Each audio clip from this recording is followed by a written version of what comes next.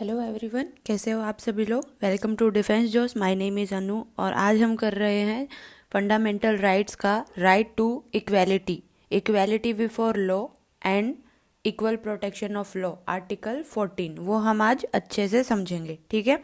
लेकिन उससे पहले अगर आपने चैनल को सब्सक्राइब नहीं किया है तो सब्सक्राइब करना ना भूलें and press the bell icon. चलिए स्टार्ट करते हैं। देखिए, फंडामेंटल राइट जो है हम आज करेंगे यहाँ से कि सिटीजन्स के लिए है और फॉरेनर्स के लिए जो अवेलेबल हैं, कौन से फॉरेनर्स के लिए अवेलेबल हैं, कौन से नहीं हैं। ओके, तो हम देख लेते हैं पहले कि जो हमारे सिर्फ सिटीजन्स के लिए अवेलेबल हैं वो फंडामेंटल राइट कौन कौन से हैं। Article 15, prohibition of discrimination on grounds of religion, race, caste, sex और प्लेस ऑफ बर्थ। यानी कि अगर आप कोई फॉरेनर यहाँ पे विजिट करता है तो उसको उसके साथ डिस्क्रिमिनेशन किया जा सकता है on the basis of religion, race, caste, sex और प्लेस ऑफ बर्थ। यानी कि उसके लिए ये फंडामेंटल राइट नहीं है, वो ये इस तरीके की कोई भी जो राइट्स हैं वो एंजॉय नहीं करता है हमारी कंट्री के अंदर, ठीक है। देखिए, एग्जाम्पल के लिए लेके समझते हैं तो आपको अच्छे से समझ में आएगा। मान लीजिए आप कहीं किसी दूसरी कंट्री में जाते हैं तो वहाँ के अगर गवर्नमेंट में आपको काम करना है तो ये आपको तो गवर्नमेंट जॉब तो नहीं मिलेगी वहाँ पे।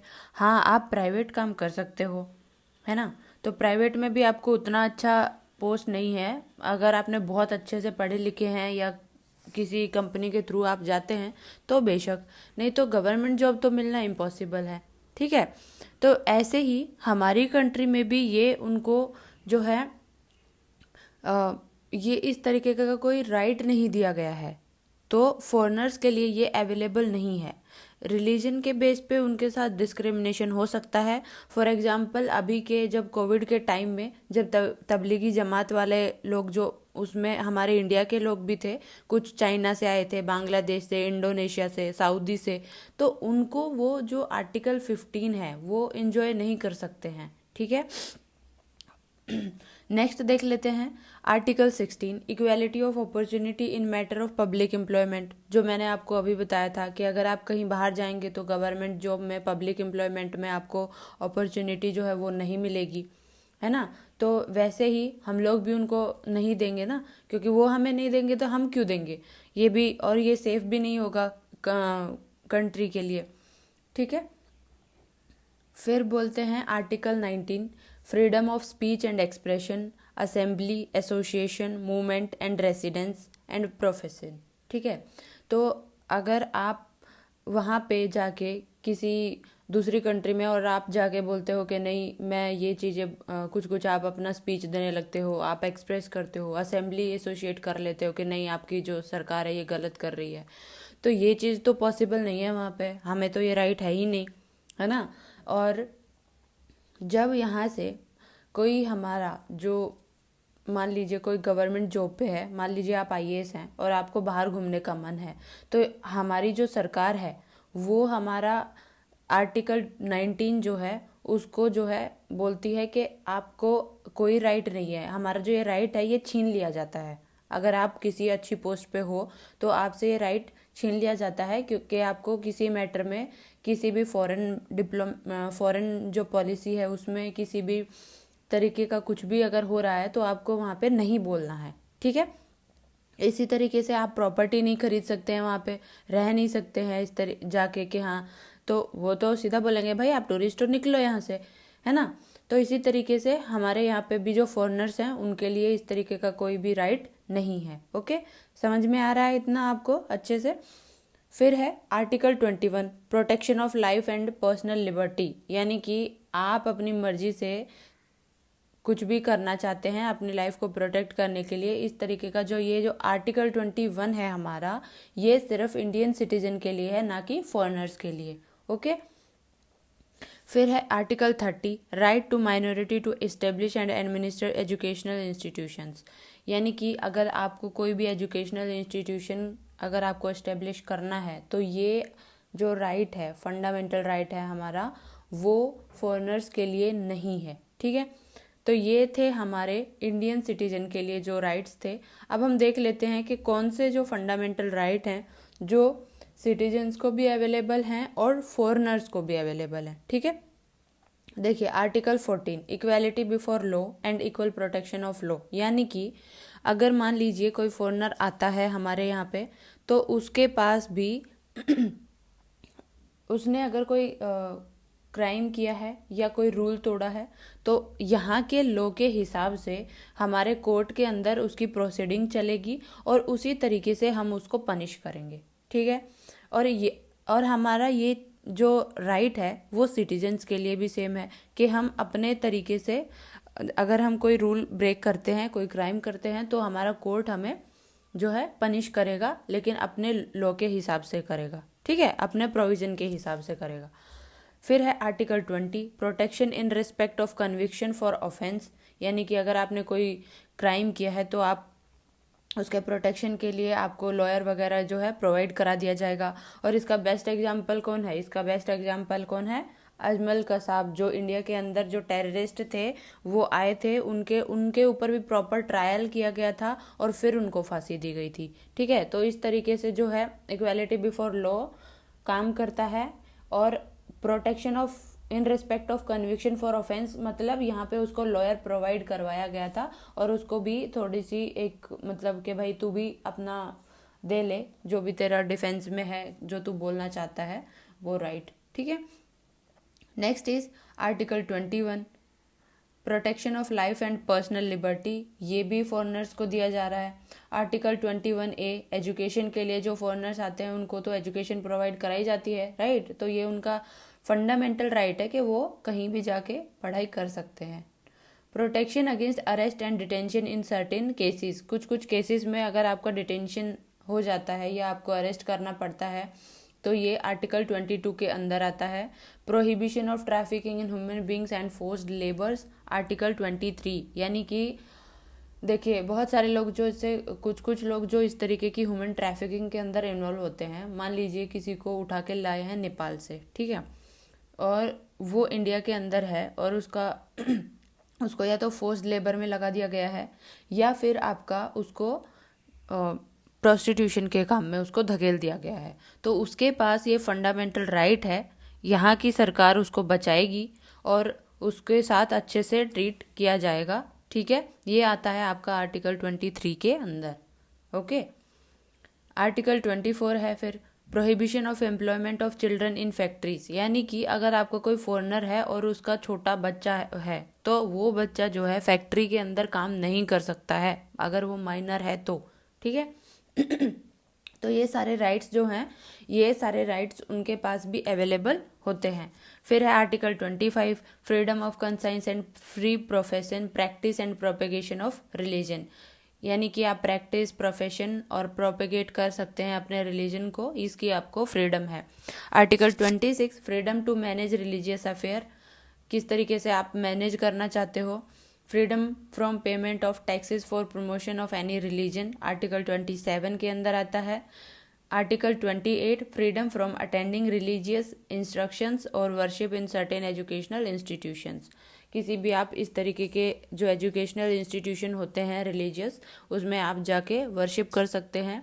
उसकी जो मीटिंग होती है या कुछ भी एसोसिएशन टाइप से होती है उसको आप अटेंड कर सकते हैं। ठीक है, ये आपका आता है आर्टिकल 28 के अंदर। ओके, फिर देख लेते हैं हमारा राइट टू इक्वेलिटी। देखिए equality before law and equal protection of law आता है हमारा आर्टिकल 14 के अंदर। तो ये जो अब हम कर रहे हैं फंडामेंटल राइट, ये काफ़ी इम्पोर्टेंट चैप्टर है, आपको ये याद रखना है। सारा जितना भी अब मैं आपको बता रही हूँ सब कुछ इम्पोर्टेंट है इसके अंदर, एक एक वर्ड इम्पोर्टेंट है। ठीक है, और पेपर में भी ये पूछा ही जाता है। तो आर्टिकल 14 बोलता है that the state shall not deny to any person equality before law or equal protection of laws within the territory of India, यानी कि स्टेट जो है वो डिनाई नहीं कर सकती है किसी भी पर्सन को इक्वेलिटी बिफोर लॉ और equal protection of law with in the territory of India, यानी कि इंडिया की टेरिटरी के अंदर आप किसी भी पर्सन को डिनाई नहीं कर सकते हैं, ठीक है, whether it is citizen of India और he is a foreigner. Okay, तो पर्सन आपका जो है वो इंडियन भी हो सकता है और फॉरेनर भी हो सकता है। अब यहाँ पे पर्सन से क्या मतलब है, देखिए पर्सन से मतलब है कि आपका इंडिविजुअल जो पीपल होते हैं वो तो आएगा ही आएगा, लेकिन साथ में आपकी कॉरपोरेशंस, कंपनीज, आपकी जो रजिस्टर्ड सोसाइटी हैं, ठीक है, जो आपके लीगल पर्सन हैं, वो सब भी इसके अंदर इंक्लूड होते हैं। ओके, तो ये आपको याद रखना है कि आर्टिकल 14 में जो पर्सन है, पर्सन से मतलब सिर्फ एक इंडिविजुअल नहीं है, यहाँ पे corporation, company, society, legal person किसी भी टाइप का, वो सब भी इसके अंदर जो है आते हैं। ओके, फिर आपको समझाती हूँ कि इक्वालिटी बिफोर लॉ क्या होता है और इक्वल प्रोटेक्शन ऑफ लॉ क्या होता है। देखिए, इक्वालिटी बिफोर लॉ हमने जो है उठाया है ब्रिटिश कॉन्स्टिट्यूशन से, और इक्वल प्रोटेक्शन ऑफ लॉज उठाया है हमने अमेरिकन कॉन्स्टिट्यूशन से, ठीक है। तो इक्वालिटी बिफोर लॉ क्या होता है, इसको मैं आपको अच्छे से समझाती हूँ। देखिए, ये बोलता है कि फर्स्ट है absence of any special privilege in favour of any person, यानी कि किसी भी टाइप का कोई स्पेशल प्रिविलेज किसी भी इंसान को नहीं मिलेगा। ओके, तो स्पेशल ट्रीटमेंट नहीं मिलेगा, चाहे वो अमीर हो, चाहे वो गरीब हो, चाहे कास्ट उसकी ऊंची हो या कास्ट नीची हो, कुछ भी हो, ठीक है, कोई भी ऑफिशियल हो, कोई भी आईएएस है, अगर मान लीजिए उसको किसी भी तरीके की पनिशमेंट मिली है तो उसको कोई स्पेशल प्रिविलेज नहीं दिया जाएगा, ठीक है। उसके बाद बोलते हैं the equal subjection of all persons to the ordinary law of the land administered by ordinary law court, यानी कि इसका मतलब यहाँ पे क्या है कि जितने भी लोग हैं इंडिया में वो उन लॉज को फॉलो करेंगे, और वहाँ पे बनाए गए हैं, यानी कि हमारी कंट्रीज़ के अंदर जो बनाए गए हैं वो लॉ जो है इंडिया के लोग फॉलो करेंगे। तो जो सरकार है, जो कॉन्स्टिट्यूशन है हमारा, वो कुछ ना कुछ लॉ बनाया होगा, वहाँ उस लॉ के हिसाब से जितने भी लोग रहते हैं वो उस लॉ को अबाइड करेंगे, ठीक है, यानी कि उसका जो है पालन करेंगे लॉ का। अगर कोई प्रॉब्लम होती है तो वहाँ के कोर्ट के हिसाब से उसको पनिशमेंट दी जाएगी, उसका प्रोसीजर जो है वो चलेगा, और ऑर्डिनरी जो लॉ है वहाँ का वो लागू किया जाएगा वहाँ पे, ठीक है। समझ में आया इतना कि वहाँ के किसी भी एरिया में या जितने भी लोग हैं इंडिया के हमारे, वो उस लॉ को फॉलो करेंगे। वहाँ की जो सरकार है, वहाँ का जो कॉन्स्टिट्यूशन है, उसने जो लॉ बनाया होगा उनके लिए कुछ न कुछ, तो वो उस हिसाब से काम करेंगे और उस लॉ को अबाइड करेंगे। और अगर कोई प्रॉब्लम होती है तो वहाँ का कोर्ट उसे देखेगा और उसके हिसाब से उस पर जो लॉ है वो लागू होगा, ठीक है। Third is no person whether it is rich और पुअर, हाई और लो, ऑफिशियल और non official, is above the law, यानी कि कोई भी इंसान आपका ऊंचा है, नीचा है, रिच है, पुअर है, ऑफिशियल है, नॉन ऑफिशियल है, कोई मैटर नहीं करता है, कोई भी इंसान लॉ से अबाव नहीं है, ठीक है, सब बराबर है, कानून की दृष्टि में सब बराबर है, ठीक है। देखिए, ये जो इक्वालिटी बिफोर लॉ आपको मैंने समझाया है, ये अगर आप देखें तो ये एक नेगेटिव कॉन्सेप्ट है, ठीक है। और अभी जो मैं आपको बताऊंगी इक्वल प्रोटेक्शन ऑफ लॉ, वो पॉजिटिव कॉन्सेप्ट है। ये मैं आपको बाद में बताऊंगी पूरा समझा के कि नेगेटिव कॉन्सेप्ट कैसे है हमारा इक्वालिटी बिफोर लॉ, और जो इक्वल प्रोटेक्शन ऑफ लॉ है वो पॉजिटिव कॉन्सेप्ट कैसे है। Okay, the second concept is, यानी कि इक्वल प्रोटेक्शन ऑफ लॉ, वो क्या कहता है कि equality of treatment under equal circumstances both in the privilege conferred and liability imposed by law, यानी कि इक्वल सर्कमस्टांसेस में इक्वल ट्रीटमेंट होगा both in the privilege conferred और लायबिलिटी इम्पोज्ड बाय लॉ, ठीक है। तो देखिए, ये समझने की कोशिश करिए। फॉर एग्जाम्पल, जैसे हमारी कंट्री में जो है, हमारे देश में टैक्स ब्रैकेट्स होती हैं, ठीक है, यानी कि 10 लाख के ऊपर जिसकी इनकम है उसे 30% टैक्स देना पड़ेगा, और 10 लाख से कम जिसकी इनकम है उसे 20% देना पड़ेगा। ठीक है, तो समझ में आ रहा है कि 10 लाख से ज़्यादा है अगर तो 30%, अगर 10 लाख से कम है तो 20%। तो यहाँ पे ये तो डिस्क्रिमिनेशन हो गया है ना, कि सरकार ने तो डिस्क्रिमिनेशन किया है हमारे साथ में। तो इस हिसाब से तो कोई भी इंसान जो 20% दे रहा है और जो 30% दे रहा है, तो वो तो कोर्ट में जा सकता है कि यार ये तो मेरे इक्वल कि आर्टिकल 14 का मेरा हनन हो गया है, इसको वायलेट किया है सरकार ने। लेकिन ऐसा नहीं है। देखिए, ये किस बेसिस पे डिस्क्रिमिनेशन किया सरकार ने इस बेसिस पे किया डिस्क्रिमिनेशन कि जो आदमी ज़्यादा पैसा कमा रहा है और जो कम पैसा कमा रहा है, दोनों जो हैं इक्वल तो नहीं है, यानी कि उनके सर्कमस्टांसेस जो हैं वो इक्वल नहीं है। जो कम कमा रहा है वो ऑब्वियसली ज़्यादा जो पैसे कमा रहा है उसके सामने वो डिस्क्रिमिनेट होगा, डिसएडवांटेज पे होगा। तो दोनों के साथ अलग ट्रीटमेंट होगा, राइट। यानी कि इक्वल ट्रीटमेंट इसलिए नहीं हो रहा है क्योंकि इक्वल सर्कमस्टांसेस नहीं हैं, तो आपका इक्वल ट्रीटमेंट नहीं हो रहा है। तो दोनों को जो है, इसीलिए दोनों को अलग अलग जो है टैक्स देना पड़ रहा है। ठीक है, समझ में आ गया इतना कि अगर कोई किसी की ज़्यादा इनकम है, किसी की कम है, उसको ज़्यादा टैक्स देना पड़ रहा है, एक को कम टैक्स देना पड़ रहा है। तो वो इसलिए देना पड़ रहा है क्योंकि इक्वल सर्कमस्टांसेस नहीं है। ये भी तो यही बोल रहा है ना कि equality of treatment under equal circumstances. अगर सब मान लीजिए 15 लोगों के 10 लाख से कम इनकम है तो 15 लोगों को 20% ही देना पड़ेगा। ऐसा नहीं होगा कि आप मेरे को 10 दो, आप मेरे को 15% देना पड़ेगा, आपको 30% देना पड़ेगा। ऐसे नहीं होगा, सबको 20% ही देना पड़ेगा। और जिन लोगों की 10 लाख से ऊपर है इनकम, उनको 30% ही देना पड़ेगा। ठीक है, समझ में आ गया इतना। फिर सेकंड बोलता है similar application of the same laws to all person who are similarly situated. ठीक है, यानी कि सेम लॉ सब लोगों के लिए जो है इक्वल लॉ होगा, सिमिलर एप्लीकेशन जो सिमिलर सिचुएशन होगी उसके हिसाब से, यानी कि एक कैटेगरी के लोगों को सिमिलर ट्रीट किया जाएगा। ठीक है, फिर बोलता है कि the like should be treated alike without any discrimination. ठीक है, यानी कि जो लोग like should be treated alike without any discrimination, यानी कि देखिए 5 से 10 लाख सॉरी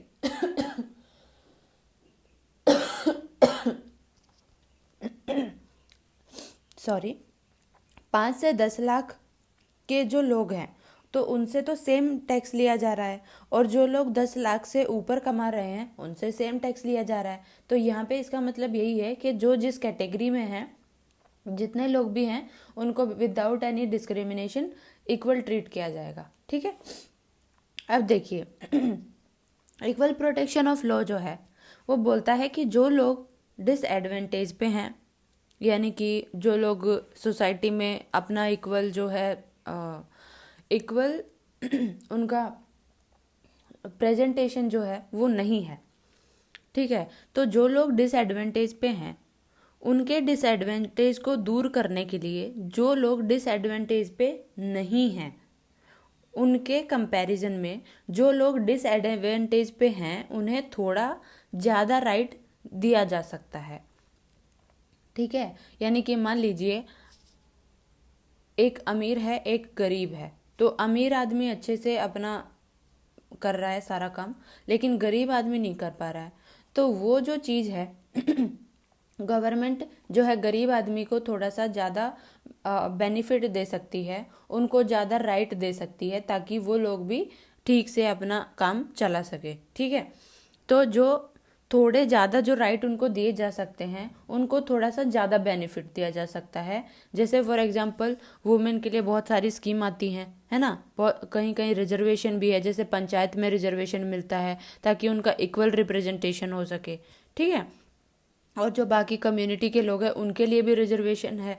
तो यहाँ पे सरकार यही बोलती है, इक्वल प्रोटेक्शन ऑफ लॉ जो हमारा आर्टिकल 14 है वो यही बोलता है कि इस तरीके से माइनॉरिटी के लिए, वुमेन्स के लिए कुछ ना कुछ किया जा सकता है। ओके फिर अब मैं आपको बताती हूँ कि किस तरीके से इक्वालिटी बिफोर लॉ जो है हमारा नेगेटिव कॉन्सेप्ट है।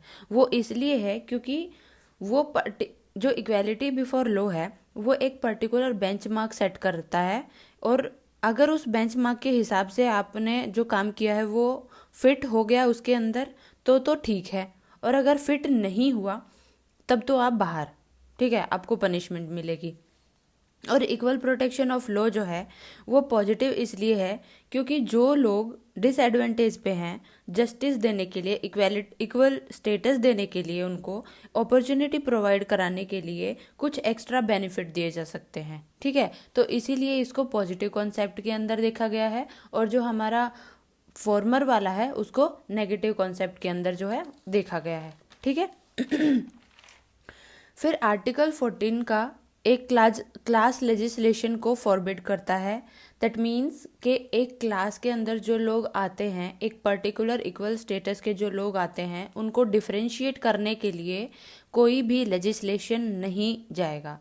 बट आप कुछ रीजनेबल क्लासिफिकेशन कर सकते हैं पर्सन्स का, ऑब्जेक्ट का, लॉ का, but it should not be arbitrary. Okay, it should not be artificial, it should not be evasive. Rather, it should be based on an intelligible differential and substantial distinction. अगर ऐसा हुआ कि आपने इसको arbitrary classification के उस base पे कर दिया है, तो आप जो है सुप्रीम कोर्ट में जा सकते हैं। फिर सुप्रीम कोर्ट अपनी राय बताएगी कि equal protection of law apply करना है या इक्वेलिटी बिफोर लॉ अप्लाई करना है, और जो सुप्रीम कोर्ट अपनी राय देगी वही फाइनल होगी, ठीक है। फिर है रूल ऑफ लॉ। देखिए, रूल ऑफ लॉ जो है, इक्वेलिटी बिफोर लॉ को रूल ऑफ लॉ भी बोल देते हैं, ठीक है। तो यहाँ जो रूल ऑफ लॉ के प्रोपाउंडेड हैं वो है एवी डाइसी, यानी कि जो जनक है, जनक बोलते हैं रूल ऑफ लॉ को जन्म किसके थ्रू हुआ, उसको एवी डाइसी ने दिया। ब्रिटिश जूरिस्ट थे ये, और हमने इक्वेलिटी बिफोर लॉ जो है वो कहाँ से लिया, ब्रिटिश कॉन्स्टिट्यूशन से लिया है, राइट।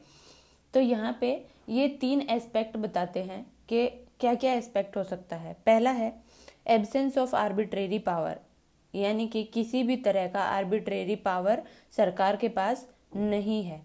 सरकार जब मन चाहे कुछ भी ऐसा नहीं कर सकती है, यानी कि एक आदमी को अगर सजा देनी है तो वो लॉ के प्रोविजन के हिसाब से होगा, ना कि सरकार के किसी एक आदमी के हिसाब से होगा, ठीक है। तो यहीं पे बताते हैं कि absence of arbitrary power, that means no man can be punished except for a breach of law, ठीक है। यानी कि अगर उसको सजा देनी है तो लॉ के प्रोविजन के हिसाब से दो, सरकार का कोई एक आदमी नहीं दे सकता है उसको सजा, ठीक है। Second is equality before the law, जो मैंने आपको अभी अभी समझाया था कि इक्वेलिटी बिफोर लॉ क्या होता है, यानी कि सबको equal subjection of the citizen, weather he is rich, poor, high और लो, ऑफिशियल, नॉन ऑफिशियल, सबको इक्वल ट्रीटमेंट मिलेगा। कोई स्पेशल प्रिविलेज जो है उस इंसान को नहीं दी जाएगी, और जो लॉ है एडमिनिस्ट्रेड बाय द कोर्ट के हिसाब से ही जो पनिशमेंट है या कोई भी लॉ जो है अगर लागू करना है तो वो कोर्ट करेगा वहाँ का, ठीक है। फिर थर्ड है the primacy of the right of the individual, यानी कि इंडिविजुअल्स का राइट जो है वो इम्पॉर्टेंट है, ठीक है। इंडिविजुअल का जो राइट है वो ज़्यादा इम्पॉर्टेंट है, और उसी के हिसाब से कॉन्स्टिट्यूशन बनेगा। कॉन्स्टिट्यूशन के हिसाब से इंडिविजुअल का राइट जो है वो नहीं बनेगा। लेकिन हम इंडिया में हम ये जो थर्ड कॉन्सेप्ट है इसको फॉलो नहीं करते हैं, हम बस ऊपर के 2 कॉन्सेप्ट को जो है फॉलो करते हैं, क्योंकि हमारा जो इंडियन सिस्टम है उसके हिसाब से जो हमारा इंडिविजुअल का राइट का जो सोर्स है वो कॉन्स्टिट्यूशन है, ना कि जो इंडियन इंडिविजुअल का जो राइट के हिसाब से कॉन्स्टिट्यूशन नहीं है, ठीक है। The constitution is the result of the right of the individual as defined, यानी कि कॉन्स्टिट्यूशन जो है इंडिविजुअल का राइट्स के हिसाब से डिफाइन होना चाहिए, एनफोर्स होना चाहिए by the court of law, rather than constitution being the source of the individual right, यानी कि कॉन्स्टिट्यूशन जो है सोर्स नहीं होना चाहिए इंडिविजुअल राइट्स का, ठीक है। बस इंडिविजुअल को जो है उसके हिसाब से कॉन्स्टिट्यूशन बनना चाहिए। तो इसीलिए ब्रिटेन में इसी तरीके से ब्रिटेन का जो कॉन्स्टिट्यूशन है वो बहुत स्ट्रांग है, क्योंकि वो टाइम टाइम पे लोगों के हिसाब से चेंज होता रहता है। वहाँ के जो इंडिविजुअल होते हैं उनकी राय ली जाती है, उनसे पूछा जाता है, लेकिन we have not that kind of constitution. In Indian system constitution is the source of individual right, यानी कि पहले कॉन्स्टिट्यूशन बना है और इंडिविजुअल्स को राइट दिए गए हैं। ठीक है, तो इंडिया जो है वो ये थर्ड जो कॉन्सेप्ट है इसको फॉलो नहीं करता है। यहाँ पे Supreme Court held that the rule of law as embodied in Article 14 is a basic feature of the Constitution. Hence, it cannot be destroyed even by an amendment.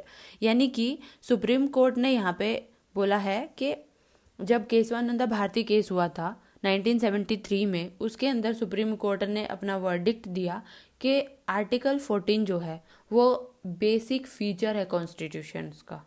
ठीक है, हमारे इंडियन कॉन्स्टिट्यूशन का basic feature है और आप इसको constitutional amendment करके आप इसको डिस्ट्रॉय नहीं कर सकते हैं।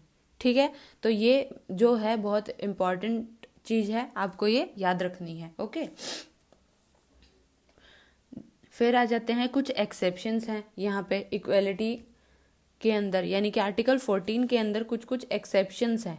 ठीक है, और वो एक्सेप्शंस क्या हैं कि अगर मान लीजिए प्रेसिडेंट और गवर्नर है, आपके प्रेसिडेंट ऑफ इंडिया और गवर्नर ऑफ स्टेट जो हैं वो किसी भी कोर्ट में अपने किसी भी एक्सरसाइज के लिए, कोई भी परफॉर्मेंस के लिए, ठीक है, जो उन्होंने ऑफिस के टाइम पे की है उसके लिए वो आंसरेबल नहीं है। तो वो आंसरेबल क्यों नहीं है? देखिए, प्रेसिडेंट ऑफ इंडिया जो है वो वही काम करता है जो काउंसिल ऑफ मिनिस्टर उसे करने के लिए कहते हैं। ठीक है, गवर्नर ऑफ जो स्टेट है वो वही काम करते हैं, जो वो वही स्टेप्स लेते हैं जो स्टेट के काउंसिल उनको करने को कहते हैं। तो उसके लिए वो कोई भी अगर स्टेप्स लेते हैं, कोई भी एक्सरसाइज करते हैं, तो they are not legally responsible. ठीक है, तो यहाँ पे उनको कोई भी जवाबदेही करने की ज़रूरत नहीं है। ओके, सेकंड है नो क्रिमिनल प्रोसीडिंग। अगर जो आपका गवर्नर है या आपका जो प्रेसिडेंट है वो अपने टर्म ऑफ जो उनका ऑफिस का टर्म होता है, ठीक है, उस पे हैं तो कोई भी प्रोसीडिंग नहीं होगी। मान लीजिए किसी ने मर्डर कर दिया, हालांकि ऐसा होगा नहीं, बस समझाने के लिए बोल रही हूँ कि अगर प्रेसिडेंट ने या गवर्नर ने किसी का मर्डर कर दिया तो आप उस पर क्रिमिनल प्रोसीडिंग्स नहीं चलाई जा सकती हैं जब तक वो ऑफिस के अंदर हैं। ठीक है, तो उसके लिए पहले उसको इम्पीचमेंट करना पड़ेगा और तब उसके बाद उन पे जो है प्रोसीडिंग चलेगी।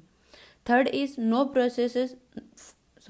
प्रोसेस फॉर द अरेस्ट और इम्प्रिजनमेंट ऑफ द प्रेसिडेंट और governor shall be issued from any court during his term of office.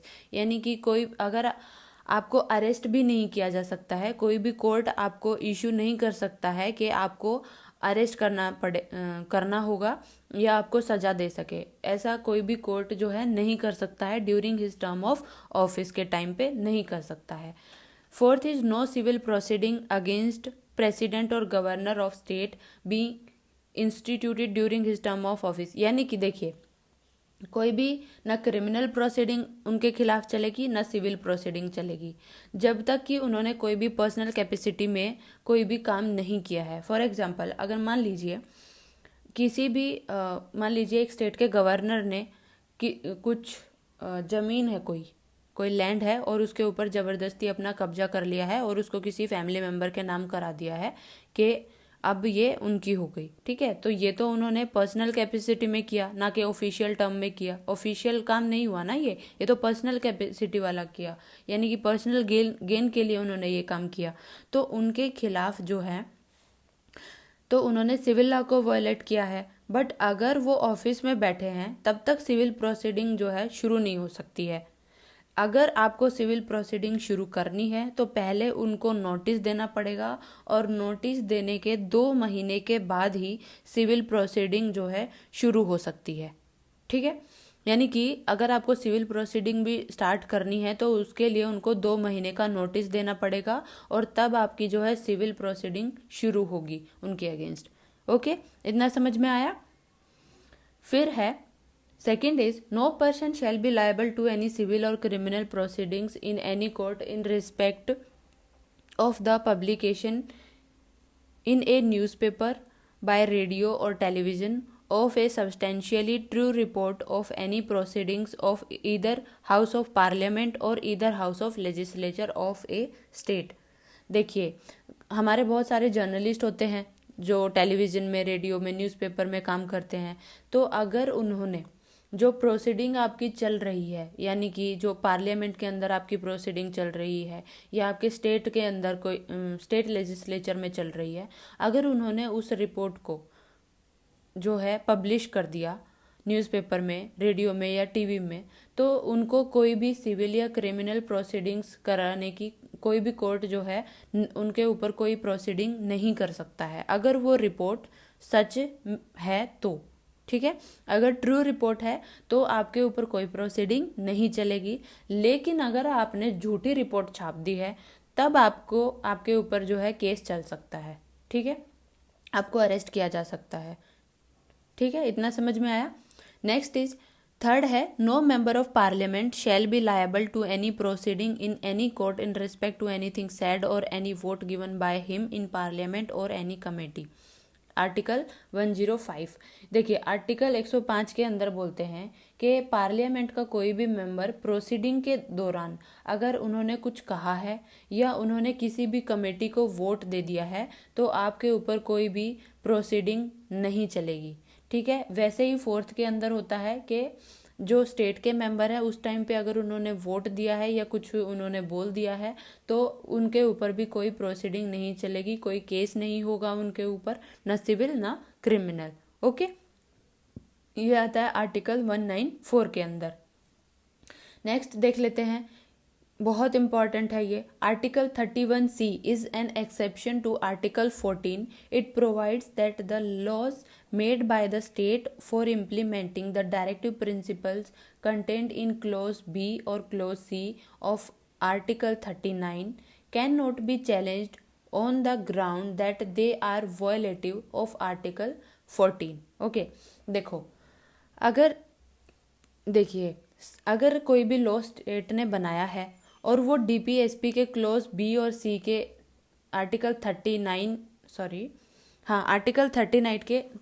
के क्लोज B और C के अंडर आ जाता है और आर्टिकल, तो इसको हम कोर्ट के अंदर चैलेंज नहीं कर सकते हैं कि हमने आर्टिकल 14 को वायलेट कर दिया है। अगर ऐसा होता है कि आपका आर्टिकल 31C के अंदर यही चीज़ बोली गई है कि अगर आपका आर्टिकल 14 DPSP को इम्प्लीमेंट करने के लिए वायलेट होता है तो आप इसको कोर्ट में चैलेंज नहीं कर सकते हैं, क्योंकि ये DPSP यानी कि सोशल और हमारा इकोनॉमिक जो इक्वालिटी जो स्टेट इम्प्लीमेंट करती है लोगों के अच्छे के लिए, सोसाइटी वेलफेयर के लिए, तो आपका जो आर्टिकल 14 अगर वायलेट हुआ है तो उसको लेके आप कोर्ट के अंदर नहीं जा सकते हैं। यहाँ पे सुप्रीम कोर्ट ने बोला है कि where article 31C comes in article 14 goes out, यानी कि जहाँ पर आपका 31C आ जाता है आर्टिकल 14 जो है वो अपने आप ही खत्म हो जाता है वहाँ पे। ठीक है, आई होप ये आपको समझ में आया होगा। सिक्स्थ है कि अगर आपका फॉरेन सॉवरन है, रूलर है, एम्बेसडर है या डिप्लोमेट है, उनके ऊपर भी क्रिमिनल और सिविल प्रोसीडिंग्स जो है वो ऐसे ही नहीं चलाई जा सकती है। अगर कोई UNO है और उसके एजेंसी के जो यानी कि जो स्टाफ के मेंबर हैं, जितनी भी उसकी एजेंसी है, उनके जो लोग यहाँ पे दूसरे देशों में काम करते हैं, इंडिया में काम करते हैं, तो वो भी इम्यूनिटी को एंजॉय करते हैं, उनके ऊपर भी किसी भी तरह की कोई प्रोसीडिंग नहीं होगी, ना ही सिविल प्रोसीडिंग और ना ही क्रिमिनल प्रोसीडिंग। ठीक है, तो आई होप कि ये लेक्चर आपको समझ में आया होगा। मैं आपको ये थोड़ा थोड़ा इसीलिए करा रही हूँ ताकि भागने की ज़रूरत नहीं है, धीरे धीरे थोड़ा थोड़ा करके समझो। अगर आपको समझ में आता है बहुत अच्छी बात है, नहीं समझ में आता है तो आप मेरे को कमेंट करिए, बताइए, और वीडियो को शेयर लाइक करना ना भूलें और चैनल को सब्सक्राइब ज़रूर करें। Thank you so much.